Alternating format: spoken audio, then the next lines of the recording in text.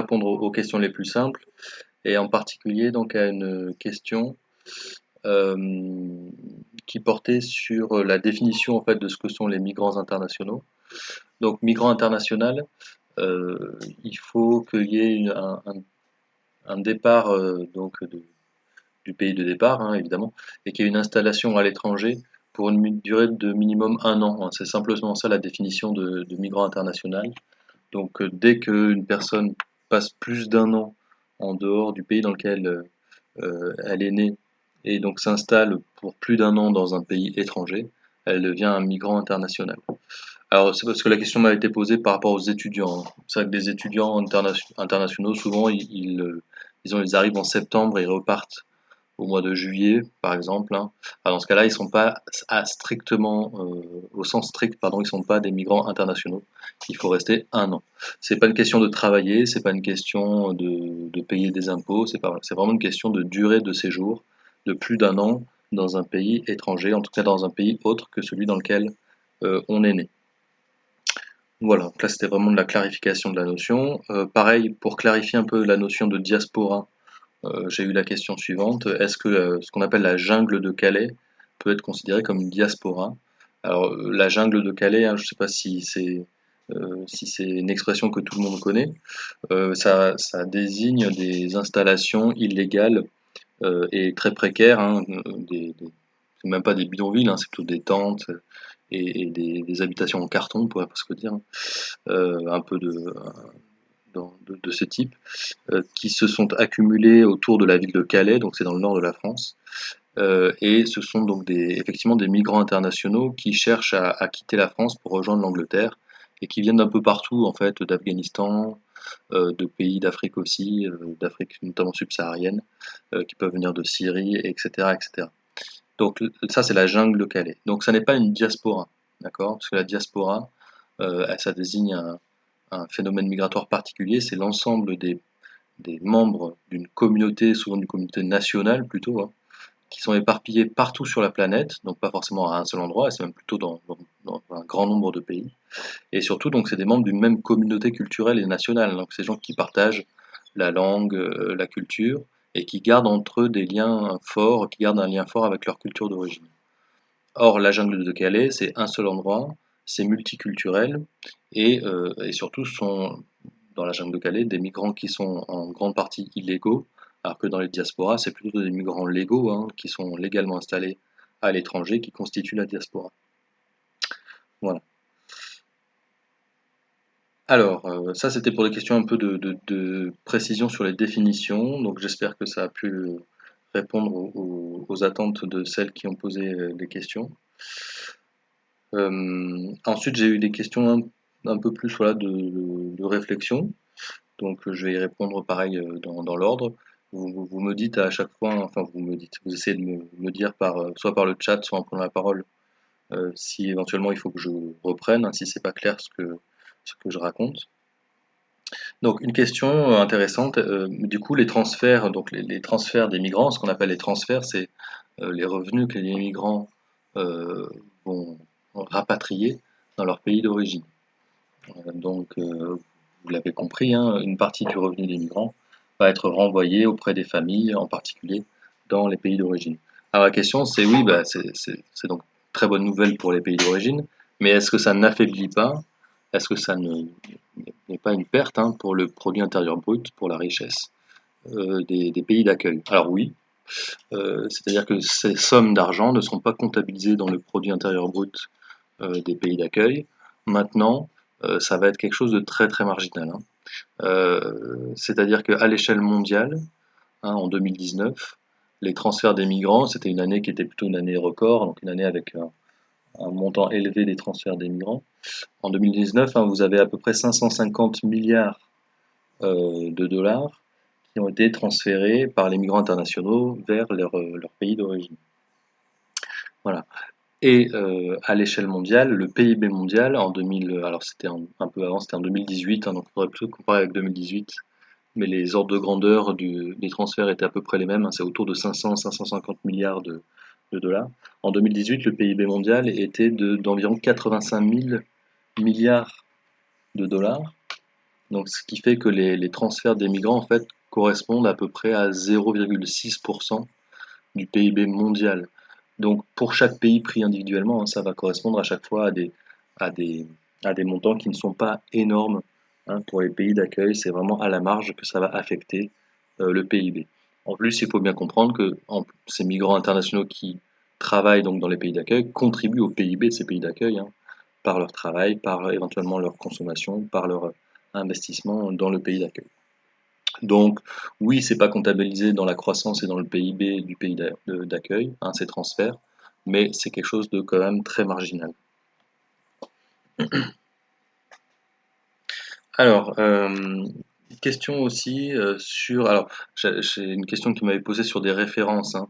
Est-ce qu'il y a des auteurs précis qui parlent et qui démontrent, hein, que les transferts des migrants, les transferts de fonds, permettent de réduire la pauvreté dans les pays pauvres et dans les pays en développement? Alors en fait, il y en a même des dizaines, hein, de ce type d'études.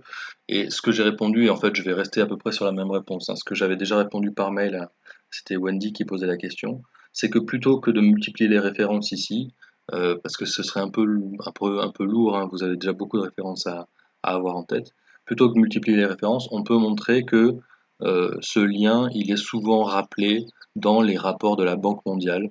Comme ça, on note, on donne une référence institutionnelle, officielle, sans avoir besoin de retenir un auteur supplémentaire. Donc dans les rapports de la Banque mondiale, notamment dans un rapport de 2016 qui s'appelle Migration et développement, donc voilà, c'est facile à retenir en plus, dans un rapport de 2016, il est bien rappelé, il est bien et chiffre à l'appui, hein, que ces transferts de fonds permettent de réduire la pauvreté dans les régions, dans les familles qui reçoivent, hein, ces transferts de fonds, et ça permet donc à ces familles euh, de consommer de manière plus régulière, d'envoyer davantage aussi leurs enfants à l'école, hein, ça a des effets sur la scolarisation des enfants. Et donc on peut imaginer qu'à terme, ça soit favorable au développement des pays d'origine. Donc voilà, je ne vais pas redonner des références supplémentaires, je donne cette référence du rapport de la Banque mondiale 2016, Migration et développement, qui montre bien l'effet positif du transfert des migrants. Oui, je peux l'écrire. Hop, euh,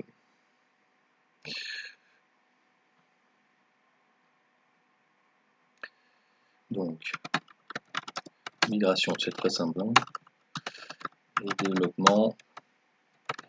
Ah, c'est un rapport de la Banque mondiale et ça date de 2016. Alors, en fait, le titre original anglais, c'est Migration and Development Brief, hein, si on veut être tout à fait précis, mais si vous mettez Migration et développement Banque mondiale 2016, ce sera largement suffisant. Voilà, donc sinon, après, dans les documents que je vous avais fait partager, euh, je vais nous les mettre sous les yeux.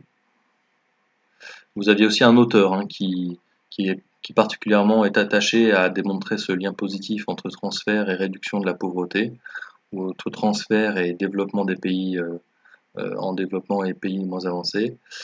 C'est Zimmerman, et je crois que c'était dans le document, dès le document 51 qu'il était cité, enfin que c'était, pardon, je vous avais mis un de ces documents, un de ces articles, dans le document voilà 51, Zimmerman Klaus, ici. Hein, donc cet article-là, pareil, fait une espèce de revue des études, de compilation des études qui existent sur ces sujets, et il montre bien donc l'effet positif des transferts sur la réduction de la pauvreté et sur le développement à terme euh, des, euh, des pays en développement.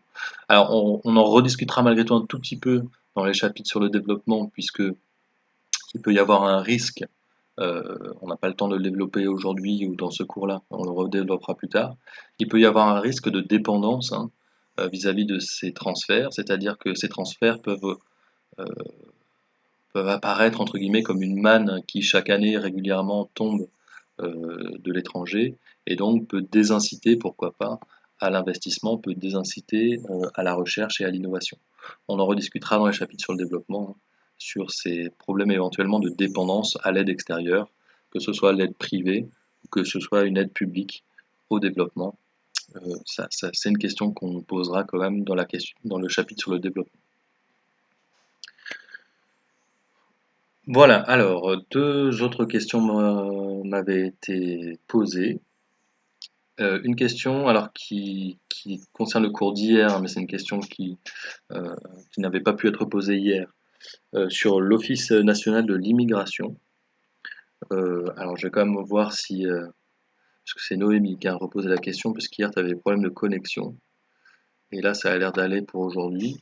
Donc je vais reprendre, et puis encore une fois, si jamais vous n'arrivez pas à entendre en direct, vous reprenez sur la chaîne. Donc l'Office national de l'immigration s'est créé en 1945, après la Deuxième Guerre mondiale. C'est une agence d'État, donc c'est pas tout à fait un ministère, hein, mais c'est vraiment une agence qui agit au nom de l'État français, au nom de la République française, et qui avait pour mission, hein, définie par une ordonnance en 1945, qui avait pour mission de recruter des travailleurs étrangers pour œuvrer à la reconstruction économique de la France et au redressement économique de la France. Donc c'est une agence d'État, un peu comme aujourd'hui Pôle emploi, si vous voulez, qui est une agence pour l'emploi national. Là, c'est un peu une agence pour l'emploi international. Où l'émission était d'aller collecter, entre guillemets, d'aller rechercher un des travailleurs qui étaient intéressés par le fait de travailler en France. Alors cet organisme national, cet Office national de l'immigration, donc chercher des travailleurs dans les pays étrangers ou dans les colonies encore à l'époque, et les sélectionner, c'est-à-dire sélectionner en fonction des qualifications dont la France avait besoin, sélectionner en fonction aussi éventuellement du profil, hein, en particulier du profil judiciaire du travailleur. Il fallait évidemment ne pas avoir commis de crimes graves ou ne pas avoir porté atteinte aux intérêts de la France, par exemple, dans les colonies. Et en tout cas, voilà, vous aviez une sélection des travailleurs. Et ensuite, une fois que les travailleurs étaient recrutés, sélectionnés, l'office organisait leur voyage, organisait ensuite leur placement, ce qu'on appelait leur placement, c'est-à-dire le fait d'aller dans telle ville, de travailler pour telle entreprise pour une durée déterminée. C'était des migrations qui donc pouvaient être circulaires, on venait pour une durée déterminée et on repartait une fois que la mission était terminée. Et c'était des migrations qui étaient souvent des migrations d'hommes, donc masculines, hein, plutôt seuls et en âge de travailler. Alors, cela dit, l'ONI, donc qui était censé avoir le monopole du recrutement des travailleurs immigrés, sur l'ensemble des Trente Glorieuses, a été responsable de l'arrivée d'à peu près la moitié, hein, des immigrés en France, des travailleurs immigrés en France. Et l'autre moitié, les autres 50% de travailleurs immigrés qui arrivaient en France, soit venaient d'eux-mêmes, soit étaient recrutés plus directement par les entreprises, hein, qui elles-mêmes pouvaient aller avoir des réseaux pour rechercher des travailleurs à l'étranger. Voilà, hein, voilà un petit peu pour l'histoire et le rôle de l'ONI. Alors, je vous avais mis dans les documents, donc c'est les documents d'hier, un document sur l'ONI et sur ses missions. Je peux aussi vous mettre, sinon par mail, je peux vous mettre rapidement le lien du site sur lequel j'ai trouvé justement ce document et qui fait un peu l'historique de cet organisme en France. Voilà, et je voulais juste faire un dernier petit point. Alors ça, c'était pas une question qui m'avait été posée, mais sur la remarque qu'avait fait hier, c'était Anaïs, je crois, sur je vais revenir sur le tableau.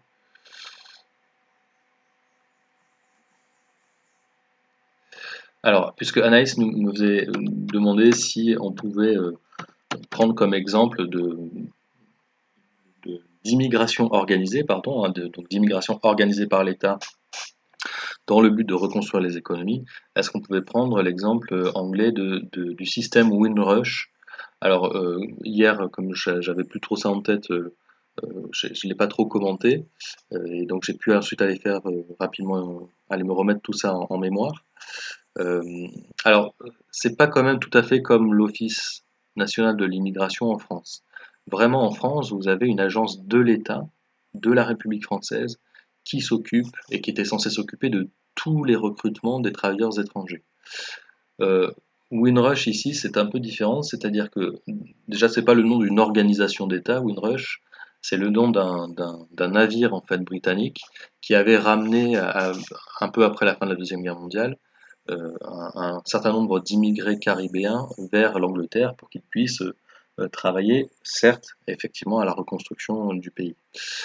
Mais il n'y avait pas forcément, enfin, il n'y avait pas forcément, il n'y avait pas du tout d'ailleurs, hein, d'agence de l'État qui était spécialement dédiée à une immigration qui soit complètement organisée par l'État, une immigration totalement institutionnalisée. Ce qui est vrai en revanche, c'est que la politique migratoire était à l'époque assez généreuse, très ouverte. C'est-à-dire qu'il était facile à l'époque d'entrer en Grande-Bretagne pour y travailler, parce que comme en France, il y avait malgré tout des besoins considérables de main-d'œuvre à la suite de la Deuxième Guerre mondiale. Alors Windrush, en fait, c'est vrai que c'est c'est un nom qui a ensuite servi pour parler de génération Windrush. Et en fait, c'est par extension, ça désigne tous ces immigrés, alors caribéens et puis même au-delà de la Caraïbe, qui sont arrivés en Grande-Bretagne jusqu'aux années 70, à partir à partir du moment où on les a autorisés à rester sur le territoire, mais sans jamais non plus complètement régulariser leur situation. Autrement dit, on leur a donné une espèce d'autorisation de séjour tacite, mais sans qu'il y ait aucun document vraiment qui prouve ni leur ascendance, ni leur droit à résider sur les territoires britanniques.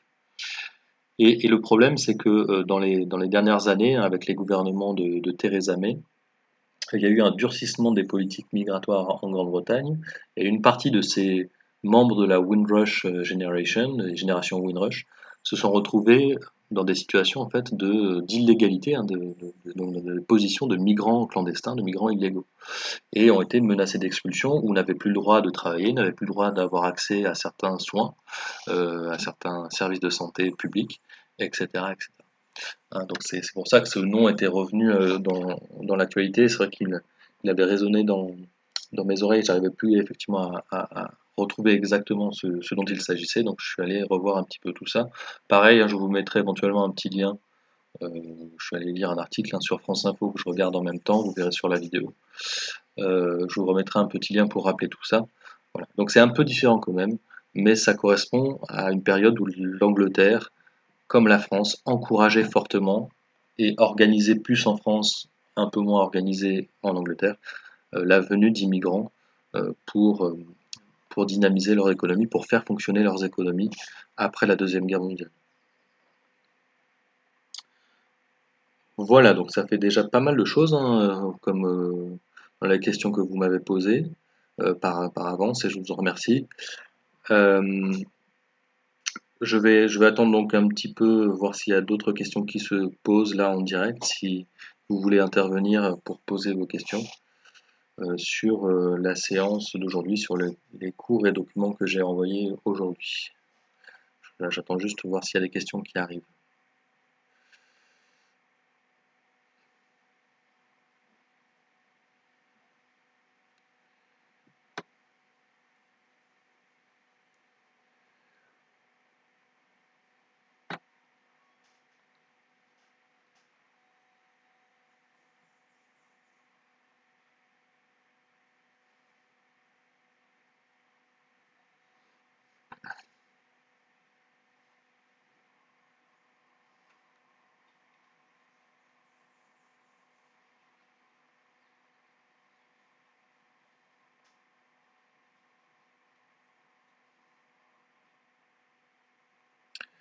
Alors, ok, s'il n'y a pas de questions particulières, je parcours très rapidement donc le document de cours euh, pour, euh, pour le synthétiser rapidement.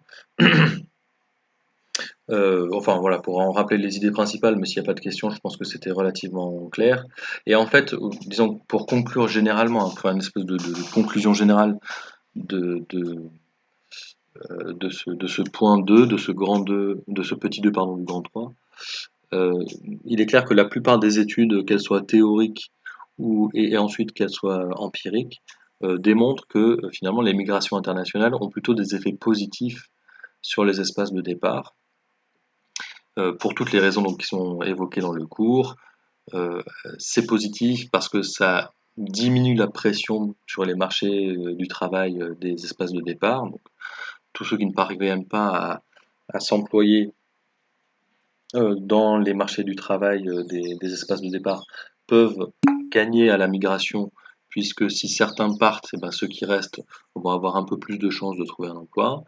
Il y a des effets positifs donc sur le marché du travail, il y a des effets positifs sur euh, les transferts financiers, hein, puisque les migrants qui partent envoient une partie de leurs revenus dans les pays de départ. Il y a des effets positifs sur les transferts de connaissances, des transferts de technologies, et il peut y avoir des effets positifs aussi même sur des transferts de valeurs sociales. Donc tout ça est largement commenté. Alors, donc, pour résumer, puis après je vais prendre la remarque d'Alan, voilà, on a plutôt tendance à démontrer des effets positifs. Les deux effets négatifs qui peuvent les contrebalancer, et encore une fois qu'on rediscutera dans le chapitre sur le développement, les deux effets négatifs sont la dépendance vis-à-vis d'une aide extérieure sous forme de transfert des migrants, une dépendance qui peut décourager l'innovation, décourager l'investissement puisqu'il y a une espèce de manne qui vient de l'étranger et qui est tenue pour acquise, qui du coup ne nécessite pas de s'activer soi-même pour trouver un revenu. Hein, ce que les auteurs, on verra, évoquent sous la forme de la, enfin, sous la dénomination pardon, de maladie hollandaise. Hein, et ça, on en reparlera dans les cours sur le développement. La maladie hollandaise, c'est le fait de dépendre d'une seule ressource ou d'un seul flux financier et de compter sur lui comme s'il allait toujours exister, de ne pas se préparer au fait que ce flux financier ou que cette ressource pouvait s'épuiser. Bon, ça c'est le premier écueil qui peut se passer, une trop forte dépendance vis-à-vis de ces flux externes financiers. Et le deuxième problème qui a pu apparaître, c'est ce qu'on a appelé la fuite des cerveaux. Donc ça, je l'ai évoqué quand même dans le cours à la fin, hein. La fuite des cerveaux. Euh, c'est d'ailleurs le fait que dans les migrations internationales, vous avez plutôt des migrants qui au départ sont qualifiés, voire très qualifiés, et qui vont aller exporter leur capital humain sur des marchés du travail à l'étranger. Et là, évidemment, ça fait une perte de capital humain pour l'espace de départ. Donc, il y a cette balance, mais quand on fait l'équilibre, on a plutôt tendance à avoir un équilibre en faveur en faveur hein, des migrations internationales, enfin, qui montrent plutôt les aspects positifs des migrations internationales sur le développement. Alors,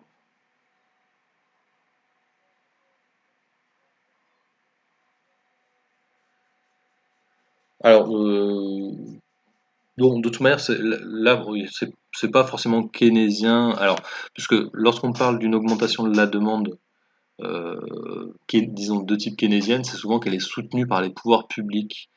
Donc ici c'est pas tellement keynésien effectivement. Alors tu dis c'est simplement déductif, c'est donc c'est un mécanisme classique au sens à la fois dans les deux sens du terme classique, hein, c'est habituel, mais aussi qui vient plutôt de l'école classique et néoclassique de l'économie, à savoir quand votre revenu augmente, vous avez tendance quand même à augmenter votre consommation. Voilà. Donc sans avoir besoin d'être forcément keynésien ou de se placer dans une analyse keynésienne, on peut dire que l'accroissement des revenus, quelle que soit l'origine du revenu, hein, l'accroissement des revenus a tendance à augmenter la demande et la consommation. Voilà.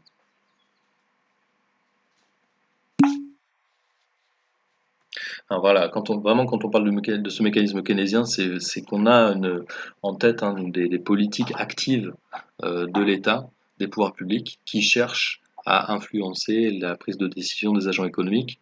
Donc lorsqu'ils veulent relancer la consommation, ça peut être par la distribution de pouvoir d'achat, par exemple. Voilà.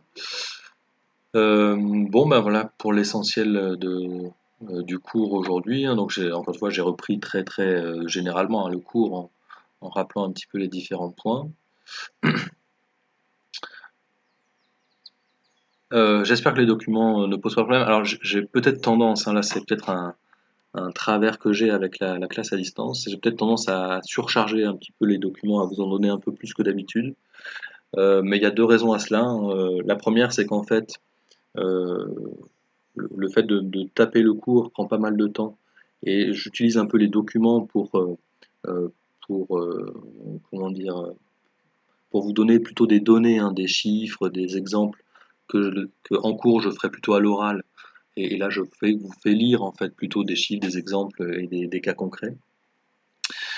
Et puis aussi parce que nos sessions étant plus courtes, hein, vous avez un peu plus de temps malgré tout pour consulter un volume un peu plus important de documents, hein. Donc c'est ce qui fait que les documents sont sans doute un peu plus nombreux là dans les sessions, enfin dans cette forme d'enseignement que habituellement.